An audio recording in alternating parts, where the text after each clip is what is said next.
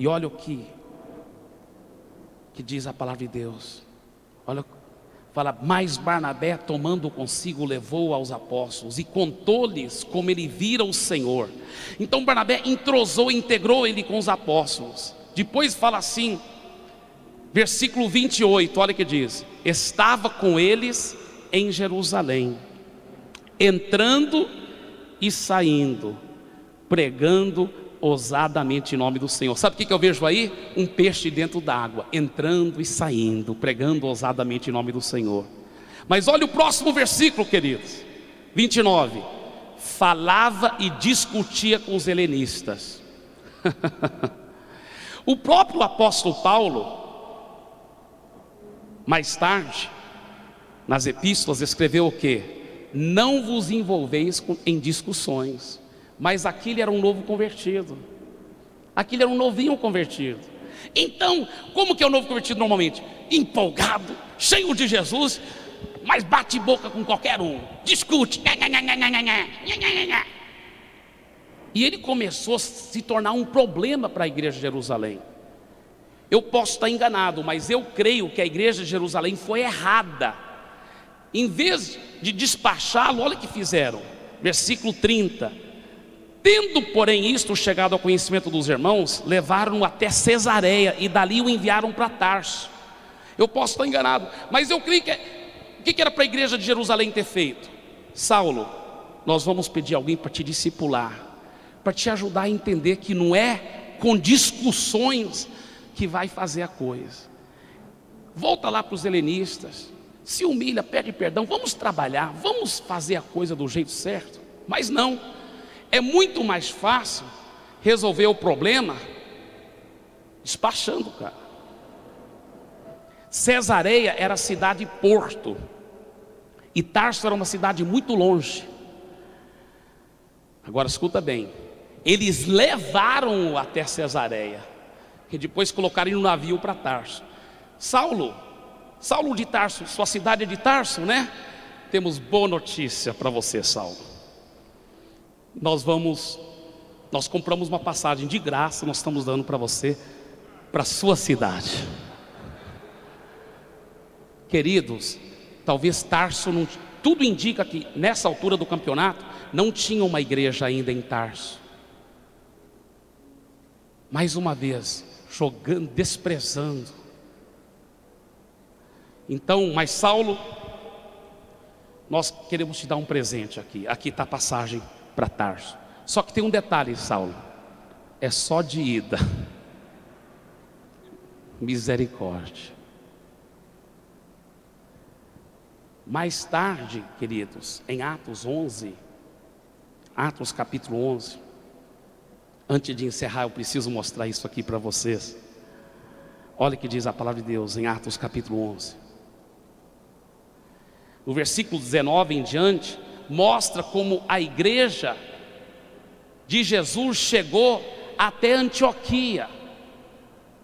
E Antioquia foi a primeira igreja gentílica da história da igreja, que até lá era só samaritanos, que era uma mistura de judeu com gentios, ou judeus. Mas agora pela primeira vez, uma igreja só gentílica em Antioquia. Antioquia era uma das maiores cidades do Império Romano. E agora tinha uma igreja poderosa de gregos se levantando lá. Olha o que os apóstolos, eles tinham que mandar um judeu, escuta bem, porque na igreja de Jerusalém só tinha líderes judeus. Mas o judeu, normalmente, que não é convertido, e até alguns convertidos lá de Jerusalém tinham esse costume na época de ser um pouco preconceituosos contra os gentios. Eles não podiam mandar qualquer judeu, não. Eu creio que os apóstolos foram muito sábios e ouviram o Espírito Santo, porque olha o que diz a Bíblia, versículo 22. A notícia a respeito deles chegou aos ouvidos da igreja que estava em Jerusalém, e enviaram Barnabé até Antioquia. Tendo ele chegado, o que ele fez? A primeira coisa que Barnabé chegou lá, para pastorear essa nova igreja, para cuidar dessa nova poderosa igreja que estava se levantando entre os gentios. A primeira coisa que ele fez, diz a Bíblia, ele teve olhos para ver algo. Ele viu o quê? a graça de Deus. Diga a graça de Deus. Se você for Barnabé, uma Barnabela, você tem que ver a graça de Deus na vida das pessoas. Nós temos que poder enxergar a graça. Ele poderia ter falado: eu sou de uma igreja enorme em Jerusalém. Historiadores, alguns deles acham que a igreja de Jerusalém chegou a ter 100 mil membros. Eu sou de uma mega igreja, e nós judeus sabemos fazer a coisa mais bem feita. Isso aqui é um bando de gentios. Eu vim ensinar algumas coisas para vocês. Não, ele chegou lá, se maravilhou. Que maravilha, eram novos convertidos. Novos convertidos não são perfeitos, é claro, mas ele viu a graça de Deus. E qual foi a reação dele? Diz a Bíblia, ele alegrou-se. Ele alegrou-se. Tem pessoas que até podem ver a graça de Deus na vida do novo convertido, mas em vez de se alegrar, fica com dor de cotovelo. Não é verdade? É síndrome do irmão mais velho. Como que ele está dizendo, ele vai liderar um grupo? Ele nem conhece a Bíblia. Eu que estou na igreja há 25 anos, eu conheço a Bíblia. E é um bom fariseu também. Que os fariseus conheciam muito a Bíblia, mas não conheciam o autor da Bíblia, não conheciam aquele que escreveu a Bíblia. E olha o resultado de Barnabé.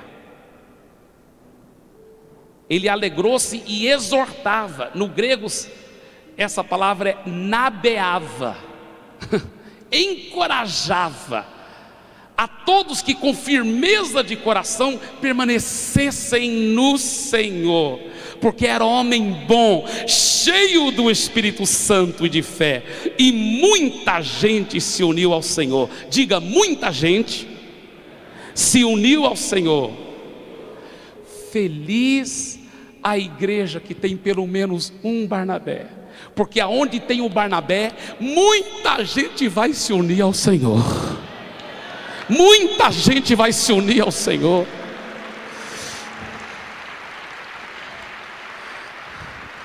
Feliz a célula, o grupo familiar que tem pelo menos um Barnabé ou uma Barnabela, porque aquele grupo vai crescer. Porque aonde tem um Barnabé, muita gente vai se unir ao Senhor. Melhor ainda se aquele grupo e se a igreja toda estiver cheio de Barnabés. E é isso que eu creio que Deus está fazendo, uma revolução no Brasil. Não é uma nova onda, não, é uma restauração de uma verdade bíblica. E essa restauração veio para ficar, ela vai revolucionar. E as igrejas, as maiores igrejas, eu creio, do Brasil, os maiores trabalhos de Deus no Brasil vão ser aquelas igrejas que cuidam bem das pessoas, que fecham a porta dos fundos, que sabem realmente levantar muitos Barnabés e Barnabelas em nome de Jesus. E ele estava no meio daquele avivamento. E olha o próximo versículo, queridos. Versículo 25. E partiu Barnabé para Tarso, à procura de Saulo. Ai, meu Deus. Eu sou tão admirador de Barnabé.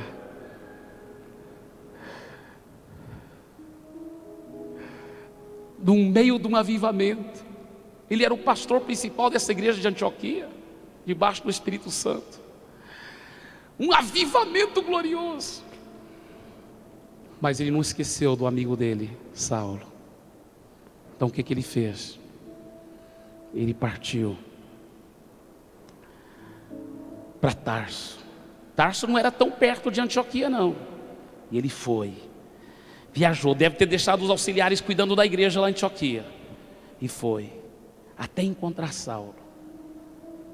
A Bíblia dá de entender que ele teve que procurar Saulo. Eu posso estar enganado, mas eu creio que foi mais ou menos assim. Eu imagino que ele chegou na cidade de Tarso e perguntou: vocês conhecem um solteirão que trabalha fazendo tendas? Aí eles falaram: sim, ele mora na casa tal, na rua tal. Aí ele foi lá. Eu posso imaginar que dentro da casa, lá estava Saulo. Como eu disse, tudo indica que em Tarso, nessa altura do campeonato, não tinha igreja ainda. Saulo, mais uma vez, na minha opinião, era um candidato a desviar. Novo convertido, sem ninguém cuidar. Criança, bebê deixado a sós debaixo de uma árvore. Eu posso imaginar, o Saulo talvez estava sentado na cama, chorando, dizendo: Deus, aquela visão que eu tive do Senhor Jesus, na estrada de Damasco, aquilo era verdade mesmo? O Senhor tem um plano mesmo para a minha vida? O Senhor falou comigo mesmo? Talvez foi só talvez o sol estava muito forte, não sei. Será que o Senhor falou comigo mesmo? Irmãos, quantos Saulos estão aí nas suas casas, que já receberam palavras proféticas, já tiveram visões, Deus os chamou, mas estão lá abandonados, chorando, desviados, rejeitados. Eu posso imaginar Saulo falando: Deus, o Senhor tem um plano grande para a minha vida mesmo? Porque todo lugar que eu vou sou rejeitado. Se o Senhor realmente tem esse plano, então faça alguma coisa. E ele ouve alguém bater na porta. Ele ouve a mãe dele dizer sim. E ele ouve uma voz estranhamente familiar. Faz alguma coisa tremer dentro dele. E essa voz diz: essa é a casa de Saulo? Sim. Ele está aí? Sim. Posso falar com ele? Diga para ele que é o amigo dele, Barnabé. Quando Saulo ouve Barnabé, Jerusalém a Tarsus é muito longe. Ele tem enxugado as lágrimas, saiu do quarto, Barnabé, e abraçou Barnabé. E Barnabé abraçou Saulo. Saulo sabia que foi o único homem que não havia o rejeitado quando a igreja estava o rejeitando. Eu posso imaginar que Saulo perguntou para Barnabé: Barnabé, o que você está fazendo aqui? Aqui, em Tarso. Imagino que Barnabé respondeu assim: Saulo, eu vim por uma razão somente. Eu vim aqui para procurar você. Para me procurar? Você veio só por causa de mim? Eu prometo, foi só por causa de você. Porque sabe o que, Saulo? Eu acredito nas visões que Deus tem te dado. Eu acredito que você vai ser um homem muito usado por Deus. Eu acredito que você ainda vai ser um homem muito usado. Quem sabe, até quem sabe, como o apóstolo Pedro lá de Jerusalém. Quem sabe, Saulo era um novo inconvertido, mas Barnabé acreditou nele. Barnabé acreditou nele. Mas Barnabé, eu não posso voltar. Você sempre me ajudou, você sempre foi tão amoroso, Barnabé.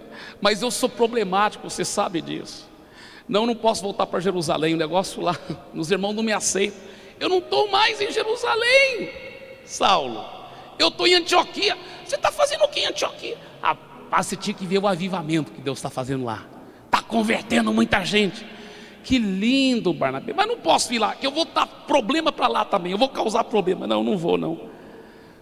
Saulo, vem comigo. Eu que sou o pastor titular agora, eu prometo que não vai acontecer nenhum problema.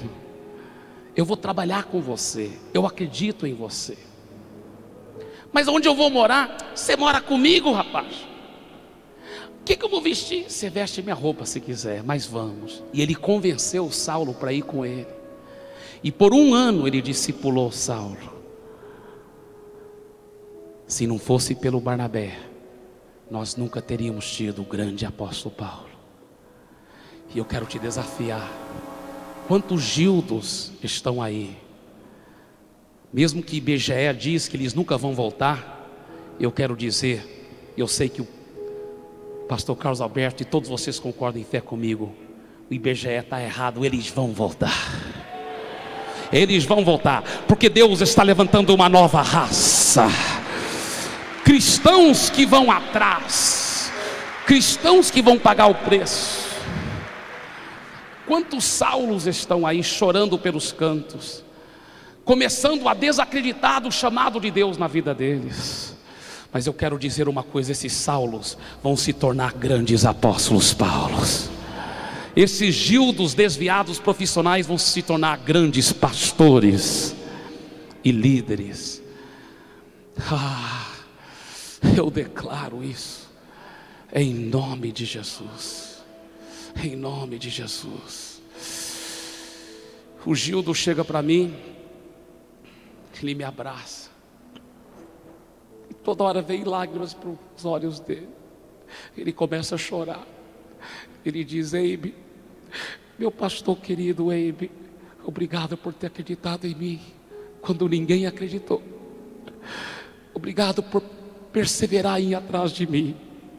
Obrigado, Eibe, obrigado. E eu declaro, eu já vejo não só você, mas os membros da sua igreja se espalhando como Barnabés e Barnabelas, e eu vejo esses 30, 40 desviados todos voltando para Jesus.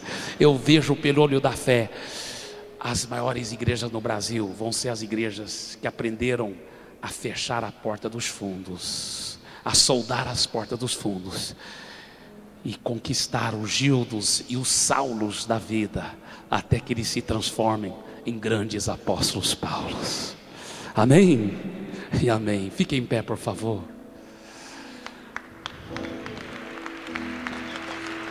Aleluia, aleluia.